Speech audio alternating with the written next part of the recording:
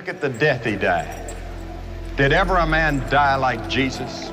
The lightning flashed and the thunder roared and the earth began to shake.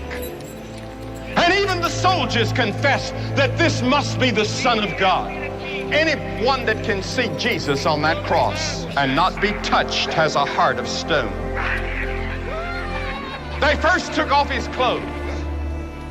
Then they took long leather thongs with steel pellets or lead pellets on the end.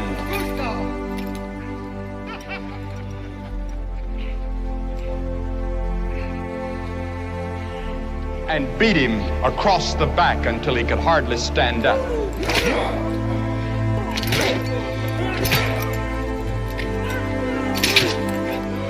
Then they put a crown of thorns on his brow and his face was bleeding. And they laughed at him and they spit on him and they mocked him. And with one snap of his finger, 72,000 angels had already drawn their swords ready to come to his rescue and wipe this planet out of existence in the universe. And Jesus said, no, to this end was I born.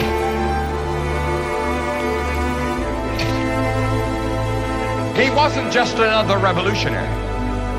He wasn't just another hippie. He was not just another great man. He was God in the flesh.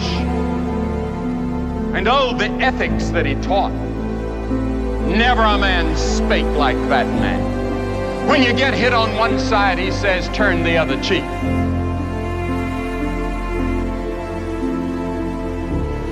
When he died on that cross, they nailed him, they put the nails in his hands. And you know what he said? Forgive them, they know not what they do. Forgive them. Could you forgive somebody that's putting nails in your hands and you know you didn't deserve it? He didn't squirm, he didn't yell, he didn't scream. He just took it and said, Lord, forgive them. They don't know what they're doing. That's how he confronted the violence of his day. And then, on the cross,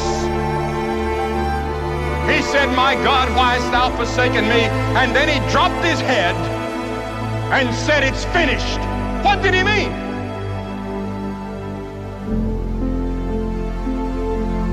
He meant your plan of salvation is finished. God can now forgive you of all your sins because Jesus had finished God's plan for your salvation. Because you see, God knows every one of you by name. He has the hairs of your head numbered.